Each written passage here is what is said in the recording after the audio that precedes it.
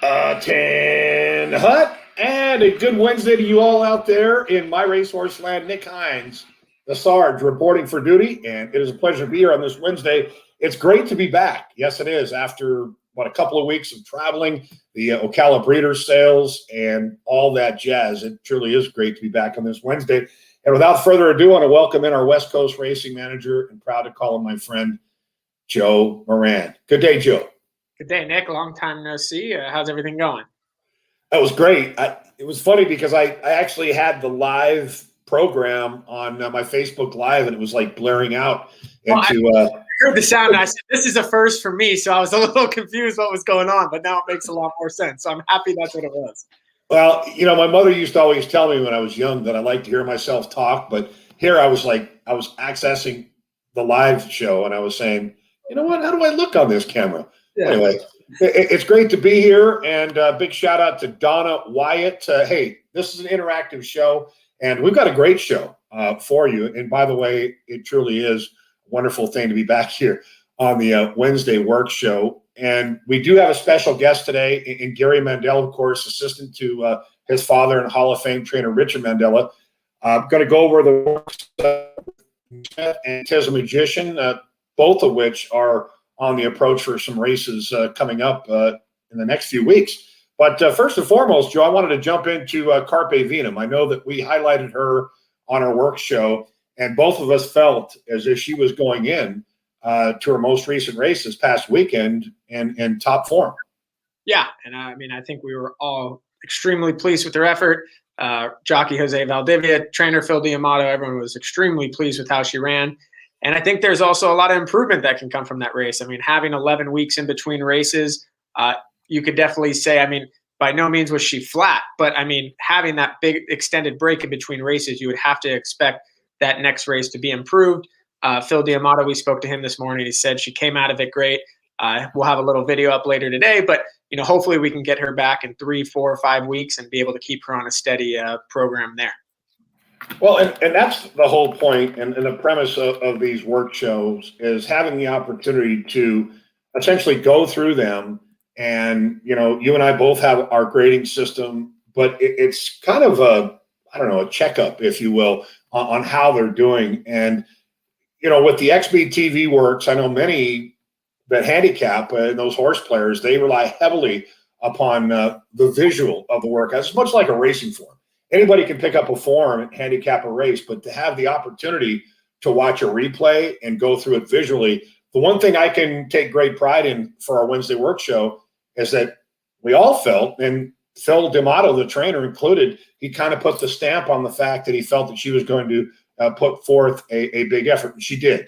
Chase, the favorite, may have essentially kind of chased her into submission as a flying price horse for Mike McCarthy came and tagged them all late. But in any event, what a great race for her, and hopefully we can springboard off of that. Yep, absolutely.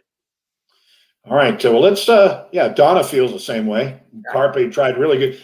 She ran to expectation, but the fact that she showed multiple moves in the race, I think, is quite positive.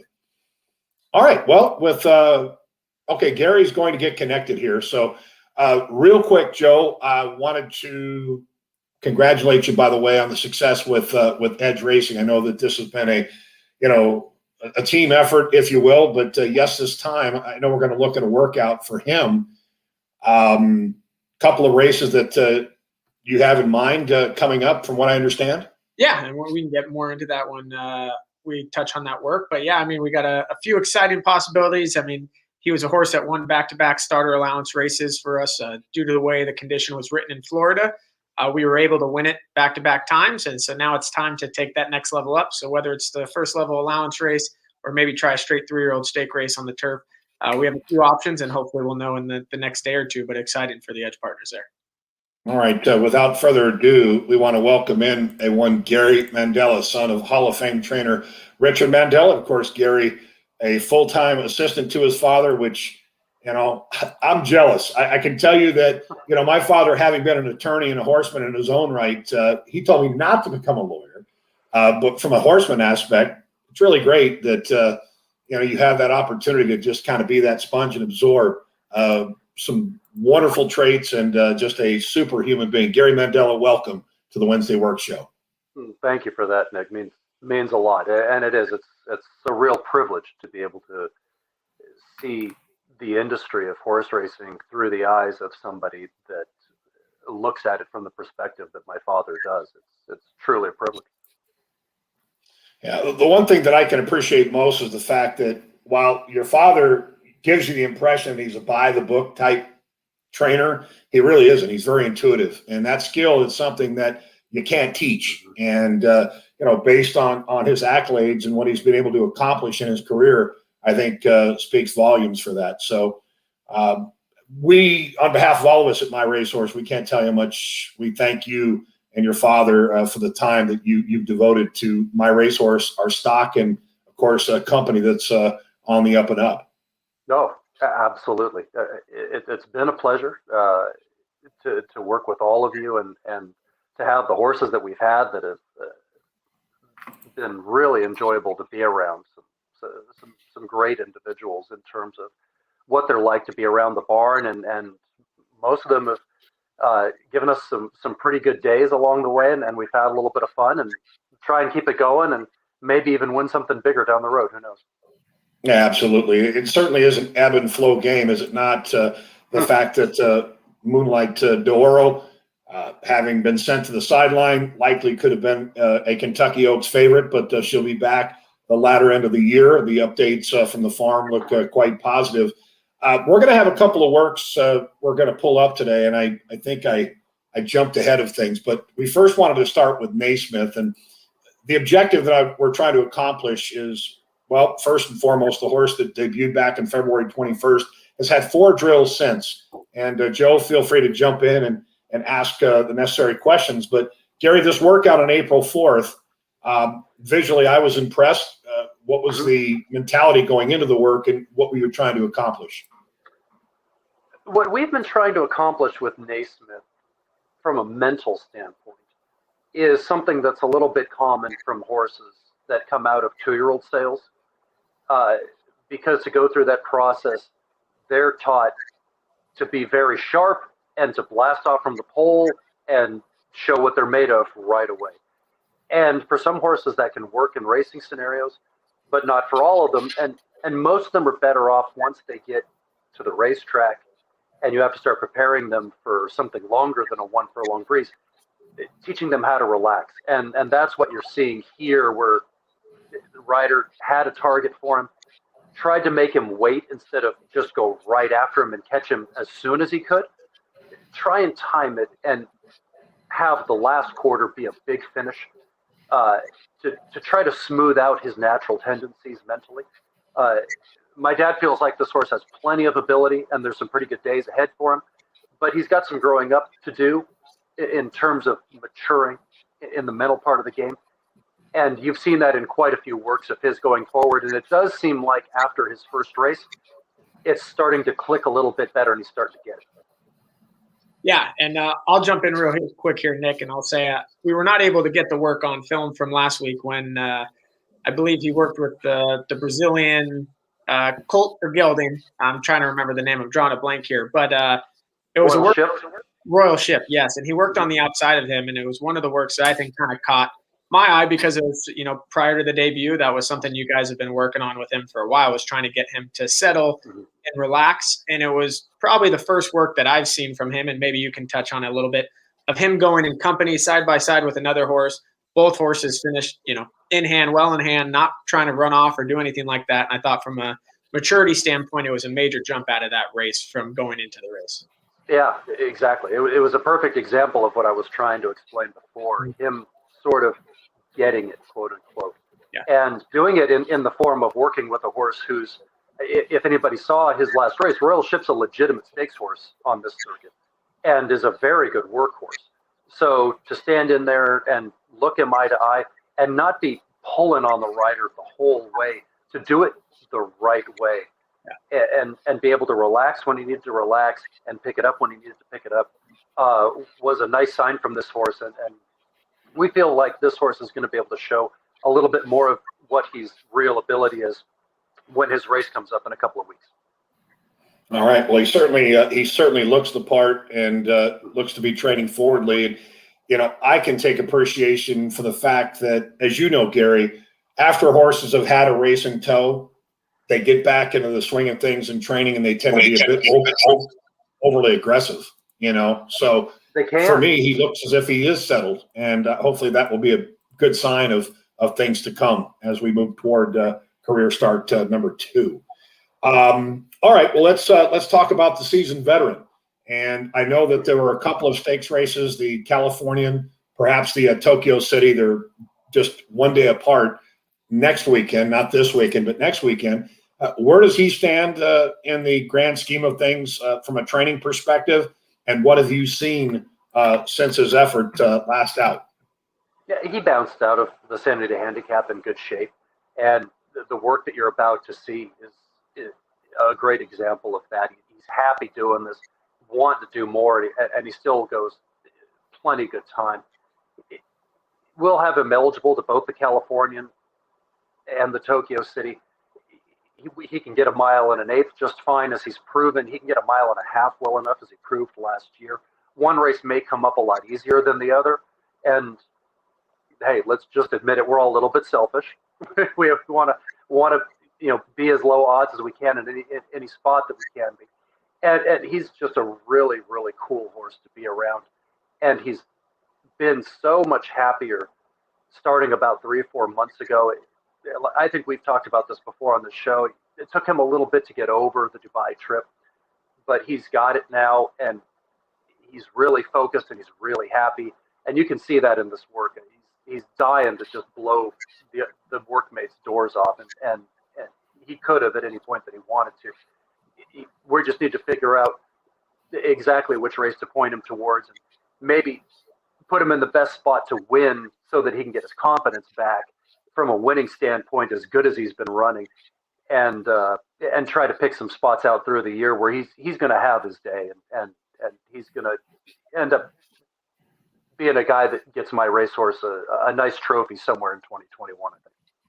Yeah, so a question to go off that, Gary. I mean, when you have two options like that, one race at a mile and an eighth, a mile, and then another option at a mile and a half, from a training perspective in his works, he's obviously a horse that's you would probably call dead fit right now.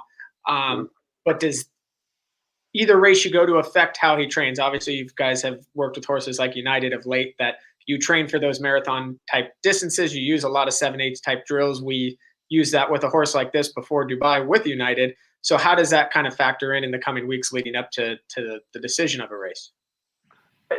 For him, you don't need it because he's been on a consistent pattern, and he's coming out of a 10 furlong race. He's dead fit. Whereas if you go back and you pull the PPs on United, who ran a mile and a half off a long layoff the other day, you see some longer works going into that race because he had not run since the first weekend of November, and he needed those to be fit enough for that distance.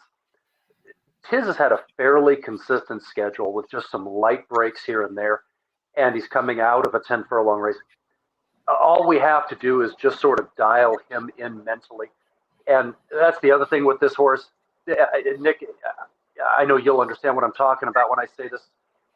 You love to have horses have options as you bring them through their career. They have more opportunities to win if they're not one-dimensional, either on the lead or all the way back and make one run, if they can do a little bit of everything. We've taken the time to try to teach him that through his career. And at this point, you just have to settle on he's a free-running horse. Not so much that he absolutely dead set has to have the lead, but you don't want to play around with him. You don't want to monkey with him and try and talk him into going slower than he wants to. You've got to let him just run his own race. And there's just a little bit of different pace going a mile and eighth than there is a mile and a half. So how you gallop him as much as how you breeze him going into those last 4 or 5 days, you do things just a little bit differently. But there's nothing to be done fitness-wise with this guy. He's as fit as any horse on the grounds, and he's really happy to be so. Well, essentially just trying to keep him tuned up and keep him happy. The horse certainly looks happy. And Melani posted up a question that you seem to have a bit of a bromance with Tiz Magician. Would Tiz Magician, would he be classified as... Got to stick together, Nick. There's not that many of us tall guys around. We got to protect each other. but obviously, the love that you have for him, it's evident through the camera here. So It does appear as if the horse is ultra happy, and he did encounter that trouble in the first turn in the Santa Anita handicap, and I think one of the questions from the shareholders and I think for the group is you're in a position now, being that Drayden Van Dyke is no longer here, and unlikely that he'll be out here for that weekend. So I know that you have to huddle up with your father. Quick question though, would you have the potential rider, the jockey who would be riding Tiz in either race? Would they breeze him, or do you primarily kind of just relegate it to the exercise rider that's been breezing him in the mornings? Because he doesn't need that strong breeze, going back to the conversation we had 2 minutes ago, because he doesn't need that, anytime you put a jockey on their backs in the morning, you give yourself the chance that they're going to do a little bit too much. The horses can sense the difference just in the way that they ride, shorter stirrups and things like that, the way that they hold horses.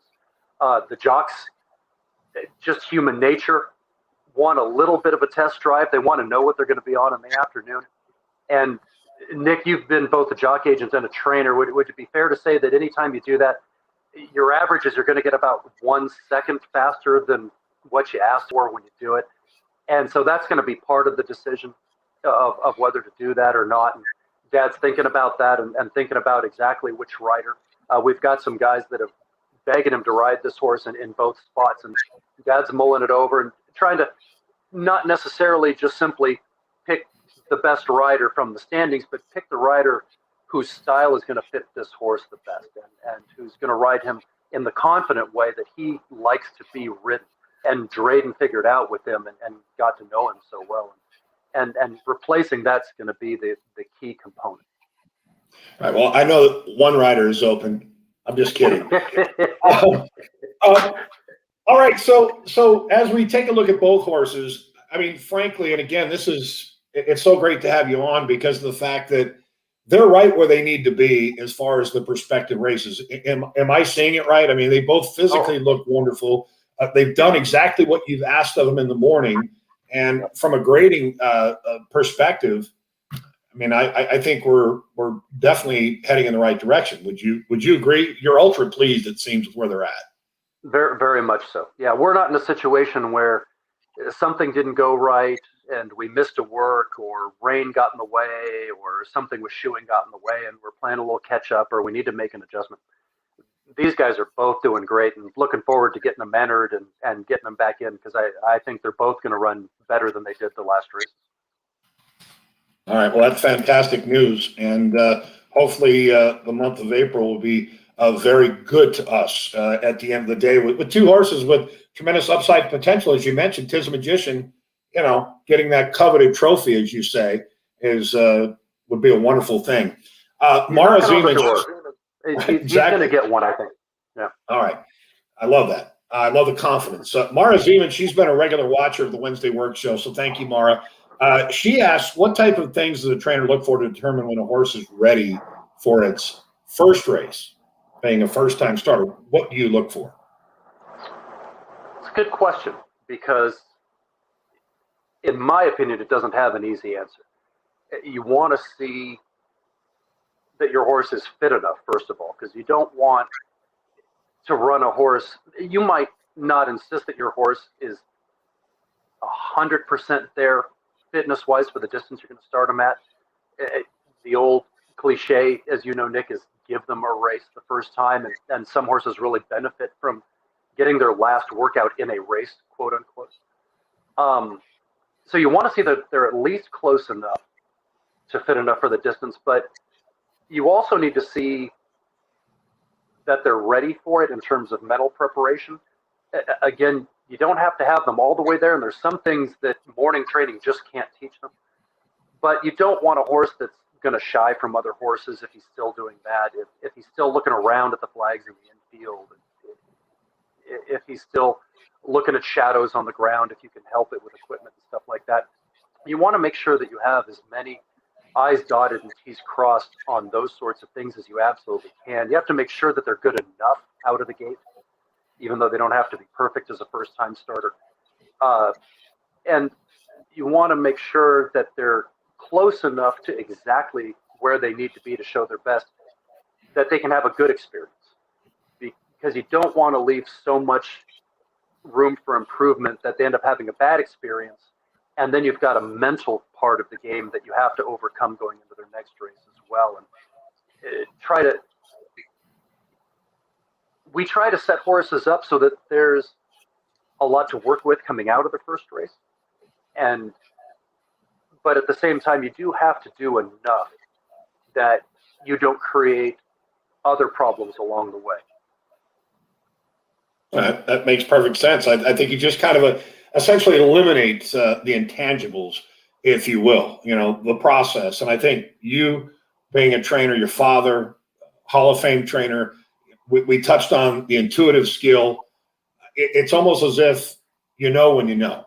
And I think whether it's based on the last gallop, the final work, if you're targeting a particular race in the condition book can be a very dangerous thing. And I think it was Ron McAnally, the old master. I remember him saying to an owner, never put the book before the horse. It's unfortunate that you have to have a target in a book, but the reality is once you start putting the book before the horse, then at the end of the day, you'll have no horse. So, yeah, great. Thank you, Moran. For a long time ago, told me a story about his prior trainer. He went back to the barn after the horses had run and went to talk to his trainer about which race to run him in next and asked if the new book had come out. His trainer told him, yeah. I says, oh, can I see it? And the trainer pulled the book out of the drawer of his desk, took his stapler and stapled it shut and handed it to him. Oh, that's a good one. I love it. Well, Gary, first of all, we want to thank you for all the time and the insight that you've given us. If we can ask you one more question, not to put you on the spot, we had 2 new horses come in today. Have you got a chance to see Man Among Men and Above Suspicion yet? Mm-hmm. They arrive in good order. Both sleeping. Laying down sleeping this afternoon as we were going around with the feed cart because they arrived pretty early. Mm-hmm. I think they landed 7, 8, or 8 o'clock, and they arrived at Santa Anita about 9:30 in the morning, and so they were having a good afternoon rest. And we'll get them up in the morning and check their temperatures, make sure that there's nothing that the stress of flying took out of them. And if everything's good, they'll have their first day on the track tomorrow on the training track, and start the process of day by day, teaching them just a little bit at a time and trying to take little baby steps forward. And we'll see what we've got. But they're impressive looking just to see them walk off the van and come into the barn the way that we did. There's a lot of potential there for sure.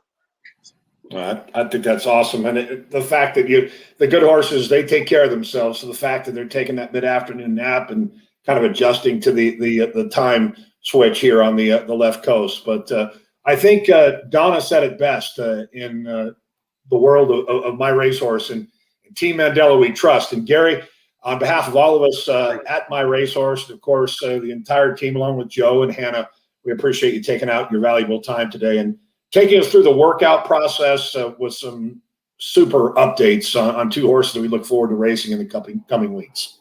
No, thank you guys. We appreciate everything and looking forward to a pretty good weekend in a couple of weeks, I think. All right, fingers crossed. At ease, my friend. Enjoy the rest of your evening. Gary Mandella, and you, of course, Gary Mandella will be on for future shows, I'm sure, and we'll keep you updated on those works. Gary, enjoy the rest of your afternoon, sir. You too, guys. Have fun. All right. Yeah, Joe, you don't get much more in depth than that. I mean, having Phil D'Amato give us the play-by-play last week with Carpe Venum, and then Gary to come in and talk 2 horses that have, kind of contrasting careers at this juncture is simply awesome. Yeah, that's exactly what you took the words out of my mouth. I said, it doesn't get much better than that, hearing from 2 trainers, really giving you full insight, and to hear from Gary on these 2 horses, like you said, horses that are in so different points of their career. It's pretty cool to hear it straight from him. And then, a big thank you to him. I got to tip my cap to him because a lot of my updates on the Southern California horses and being able to be on all these horses' workout schedules and things of that nature come from Gary. So without him, it would not be possible. So a big thank you to him and the whole team Mandella.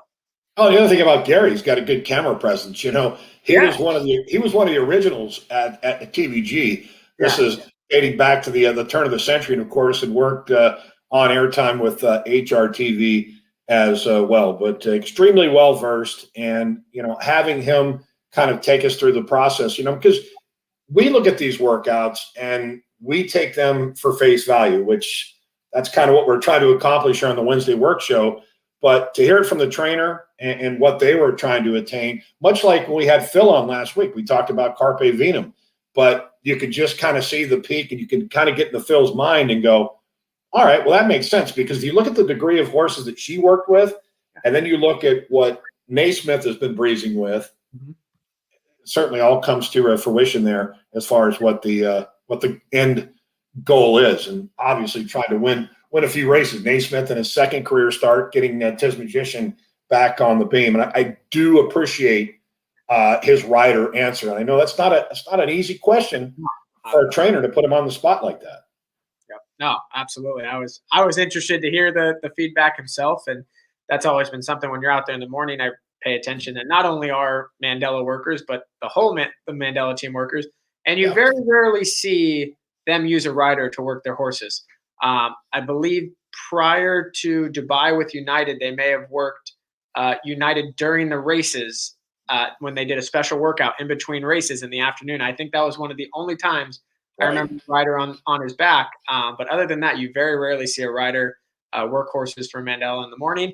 And a lot of trainers have that same thought. I mean, growing up with my relationship with Mark Latt, you very rarely like to see him he loves his exercise riders for that same reason. He doesn't want his horses to overexert themselves in the morning, and it makes perfect sense when they say it and their reasoning behind it. Yeah, absolutely. All right, well, let's jump into some more workouts. And first, we're going to go to the Sunshine State of Florida, where it's always sunny.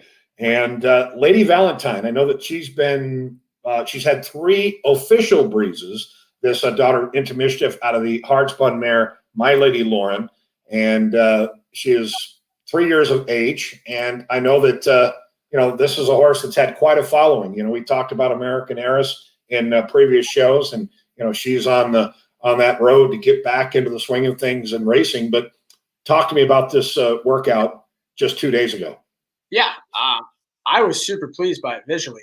When you see it, you could tell the whole way, having that company inside of her, she really wanted to go. She was tugging along. That rider was not letting her do any more than he was allowing. But, I mean, if he wanted to, she could have probably flew down the lane in 47 if she really wanted to. So for me, though it was only her 3rd recorded work off the layoff, this was by far her best work to me visually. Having that company, it's always good to see a horse line up with another horse inside of her with that pedigree of that workmate being by Speightstown.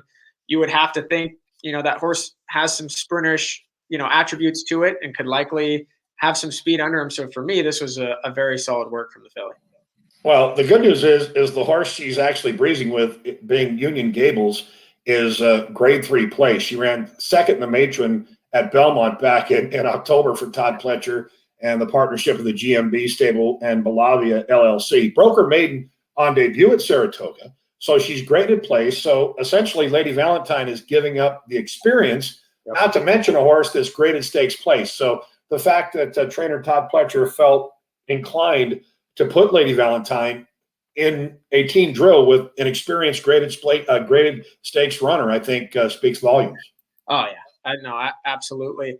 And for me, this was above average drill for her, and you got to be pleased with it. It's at least it's encouraging to see a horse off the layoff that, now that we've talked about in the last week's show, that she's really looks like she's starting to grow into her body and to put it in this work. I mean, she's still going on the gallop out. That workmate did kind of separate at the final stages, but there are horses at different points in their career, and I think that has a lot to do with it. So for me, like you said, I think it was definitely very encouraging. Yeah, I can appreciate the fact that she was wanting to do it a little more than what Union Gables was willing to do at that particular time. And when you look at Union Gables, the workmate, as we talk about the experience, she, is a horse that has not raced since November. This would be her second half-mile drill back. So she's kind of making her way back to the races. But you can kind of see the difference of Lady Valentine, hard-held, just maybe a tad green. Union Gables finally got to the point where she exhaled, wanted to do a little too much early on in this drill. But it's amazing to look at the difference in the size of the two horses. I mean, you've got right, Yeah. you've got a Goliath essentially, and Lady Valentine, as you touched on, Joe. That's likely the reason this program has been so patient for her, to allow her to kind of catch up with herself. But she looks to be in very good stride at the moment. Physically is a picture of health. So would you assume that out of this half-mile work, she would come back with another half-mile breeze next week? Yeah, and pretty typical of the Todd Pletcher routine. I would expect to see one, if not two more half miles out of this work at least. Right. Lady Valentine, ladies and gentlemen, should be very happy with the progress shown here in that workout just a couple of days ago. So thank you to our friends at XBTV for providing that. And of course, Karen, our East Coast liaison, who's done an exceptional job for Team MyRacehorse. All right, Joe, we wanted to talk Edge. And Edge, in that we've got a horse that's on a 2-race win streak. And yes, this time, winning back on March 20th. You've been the good luck charm there for both victories. And this is his work removed from that win back on March 20th. This was on April 6th, a solo drill, not something that he usually would be involved with, but I think this is a good topic of discussion. What was the intention here with this 5-panel move? Yeah, this is talking to trainer Kelly Breen of this horse. He's done a phenomenal job. And, we kind of got this horse and sent it to Kelly, and he didn't really have much time before his first start with us. So he's really starting to get to know this horse well. And actually, his first work for us, one of these cones, if you notice, he's kind of even a little extended off what we call the dogs. Those are those orange cones inside of him. So those horses have to work outside of those dogs. His first work with us, he actually tried to hurdle it. It was his first time ever working on a turf course.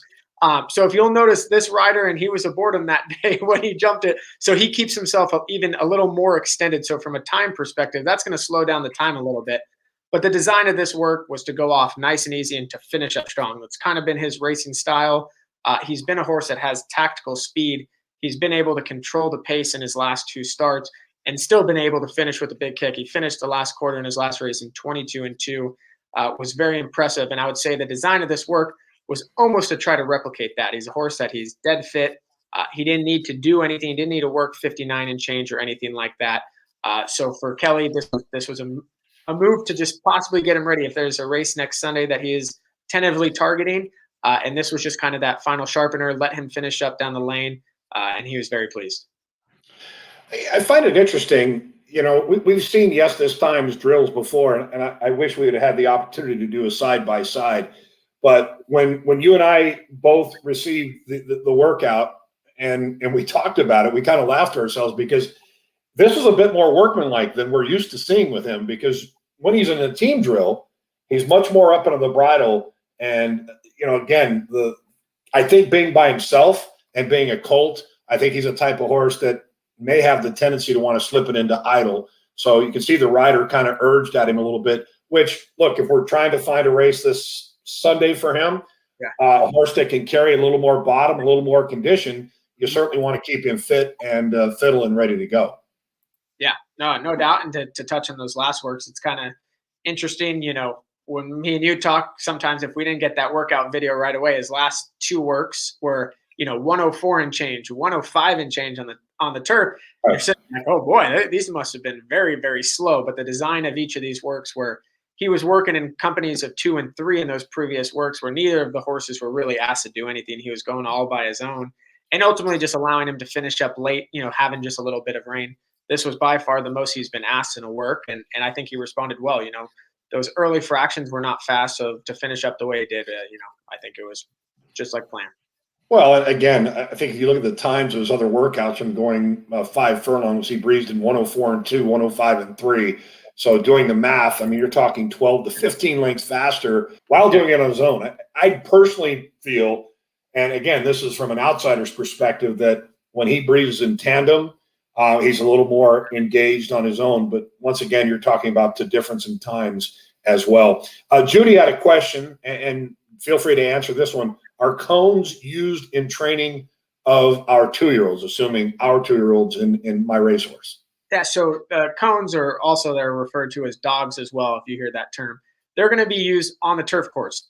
And so for our 2-year-olds being on the dirt track at Demerick or King's Equine, there's not going to be any purpose for the dogs. The main purpose of these dogs is to really maintain that turf course. So they're going to alter those dogs every single day so the horses aren't pounding on that turf in the same spot of that turf course every single day. That's why you'll see on race days the temporary rails of the turf course be moved each day of the week as well to reserve parts of the turf course.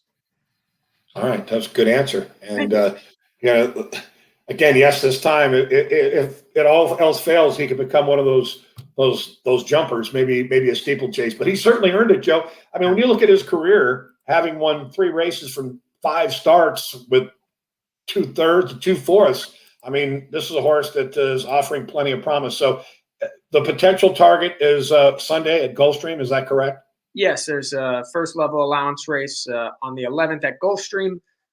There's always a chance that the race doesn't fill. So we also have him nominated to the Woodhaven, which is a straight 3-year-old stake race at Aqueduct.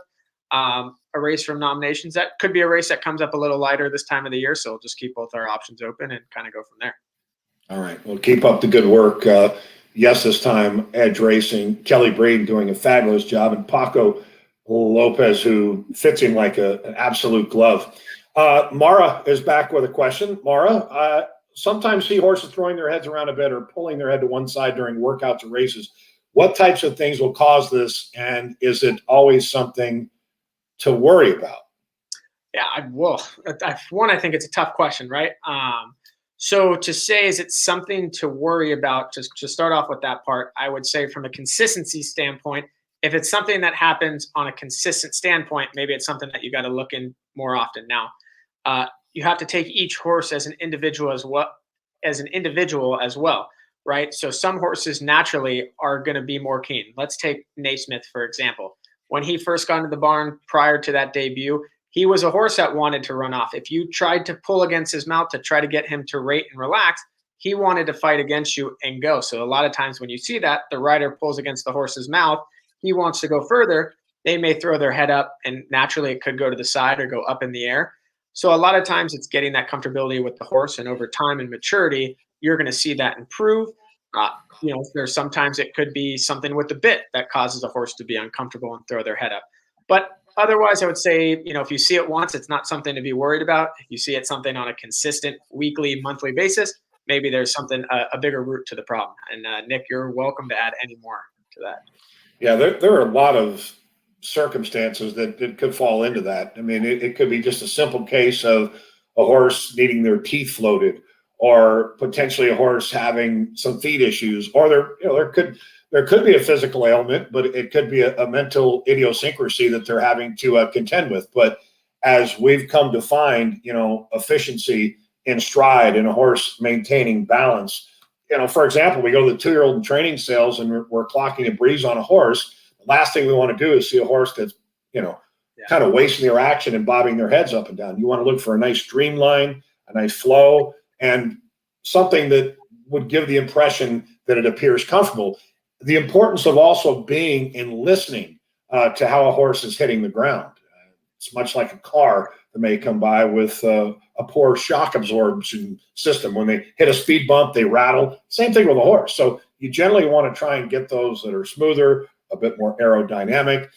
We can talk strides, and I'm hoping that in a future show that we can bring our friend Mr. Kilgore back. He was on MyRacehorse Live, and he had done several studies, not only with the equine athlete, but with humans as well. And there was a nice segment that he had done for ESPN on Zenyatta. But as we've discussed before, Joe, you and I, and in-house, when you take 2 Daughters of Street Cry, and you've got the Southern Hemisphere Winx, you've got Northern Hemisphere Zenyatta, 2 differences in size. When you look at their stride efficiency, they're a wonderful comparison because they're 2 giants of sport and champions that did it in different ways. Because Winx, she had that quick twitch muscle, and as far as her stride, far and away different than what we remember with Zenyatta, who had that big, long, flowing stride. But I think at the end of the day, with Mara, to answer her question, the key is yes, I think as a trainer, you should be concerned if a horse has a propensity to throw their head around or appear to be lugging out, because these traits that you see in the mornings, they often translate to the afternoons. But in light of the world as it stands today, and I've been removed from training, it's been about 14 years, but I can see the difference in the line of exercise riders to jockeys. It's much like we can relate to other sports as well. It's hard. And as a trainer, it's so important. That rider that gets on your horse every day, he's your quarterback, and he's doing a big, big part of that training for each individual horse. So, and Joe, you've seen it. Obviously, having trained for your father, the conversations we've had, you worked in a barn where you worked as an assistant. You've seen it firsthand. You get the wrong rider on a particular horse, and all of the work you've done for 365 days a year could be gone in one day. So, and that's why I tell the shareholders, and I often tell partners, I said, be patient. This is, it's the journey, right? And we'll get to the destination, understanding the process and how it goes. No, absolutely. And sometimes it'll test your patience, but that's what sometimes makes it pay off even more. Absolutely.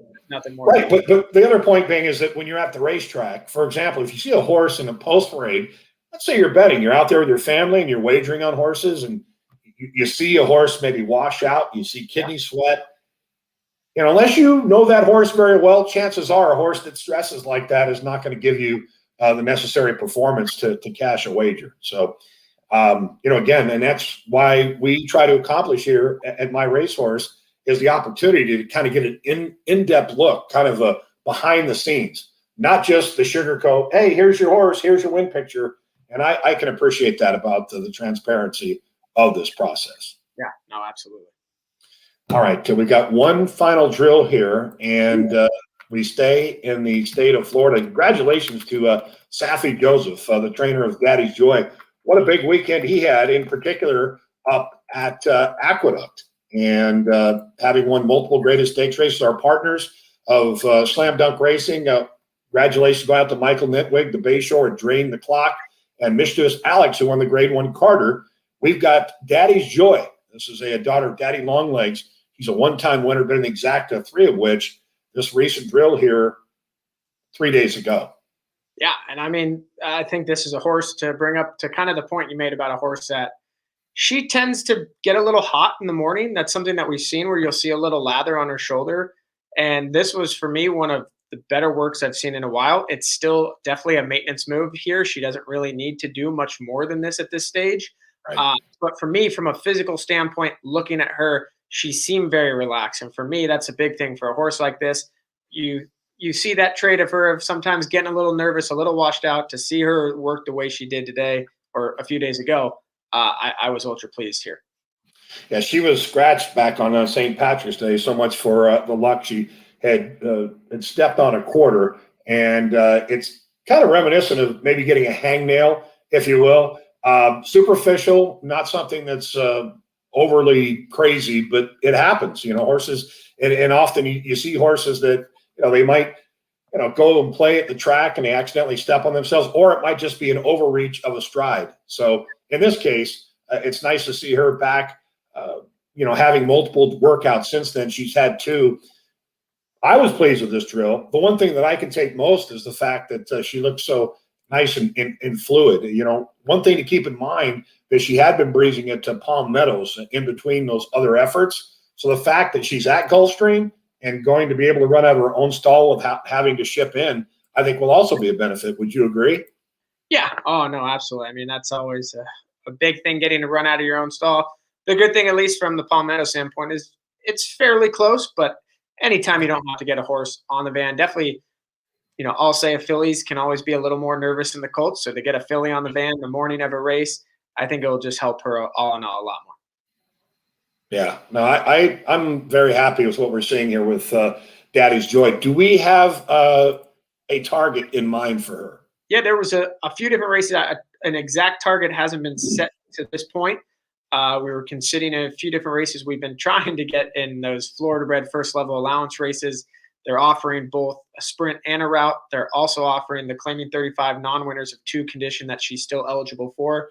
There's a sprint and a route for both of those races as well. And they're all about 4 days apart. So this is where it becomes a little bit tricky, where you're almost going to have to run where your hands dealt, per se. and ultimately what race goes and things like that. So I believe the sprints come up first. When we talked to Safi Joe, he ultimately said, obviously we'll have to consider the sprints first since they're the first option being written. So if you wait and you say, we'll wait for the route, the sprint goes and then the route doesn't go, now you're stuck with no race. So you ultimately got to consider that sprint first and then kind of go from there. She has been in steady training since dating back to June of last year. So from a fitness standpoint, it's certainly there. And Safi Joseph Jr. will have to try and decide, how much more speed he wants to put into her, or perhaps a bit more of an elongated drill. Greg, great tab on is why Carpe had bell boots in the paddock. And Greg's alluding to the fact that she's schooled prior to a race. And even when they come into the paddock for a race, trainers are cognizant of the fact that a horse might get excited and may accidentally step on a quarter. So that's exactly why horses wear bell boots. Unfortunately, Greg, they can't run with them, or they could, but it would probably be rather uncomfortable. All right, well, let's jump into the scorecards, Joe. Let's first and foremost, I'm very pleased with what we've seen this week, and nothing negative. For me in particular, as you can see on Tiz Magician, I think it's full speed ahead, whether it be the Californian or the Tokyo City, and all Gary Mandella did was essentially put a stamp and confirm my feelings and beliefs on his work. Daddy's Joy, very happy with the fluidity in her movement. Lady Valentine, considering who she breezed with, the fact that she's added some musculature, very happy with how she breezed. Yes, this time, not to knock him, but I thought it was a bit more of a workmanlike drill, and I like him a little better in company.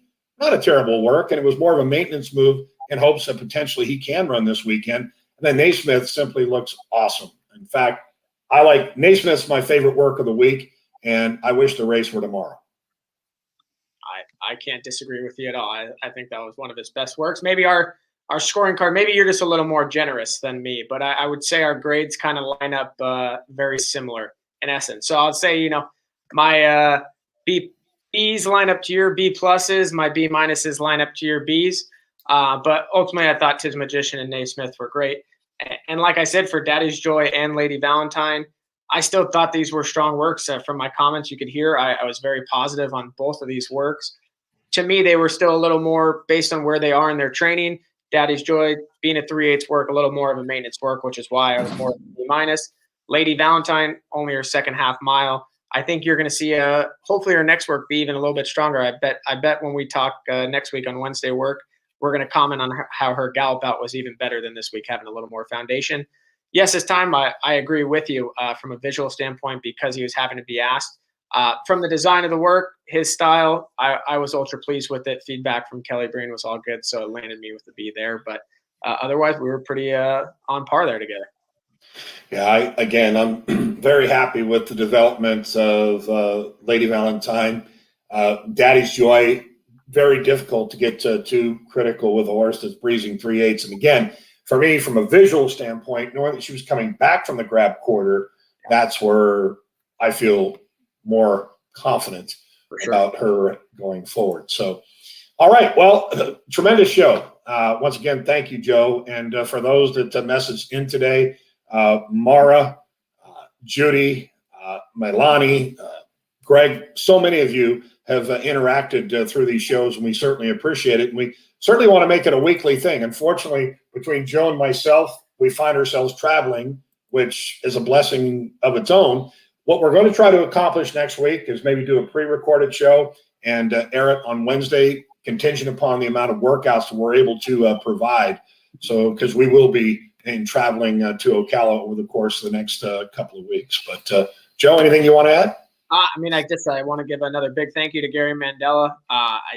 Bringing him on and Phil D'Amato last week, it just brings so much more insight. And as an owner, I understand I've owned horses on myself, so it's always nice to hear it come directly from the trainer or the team of the trainer. So a big thank you to him and his father, Richard Mandella, and their whole staff for all the work they do for us.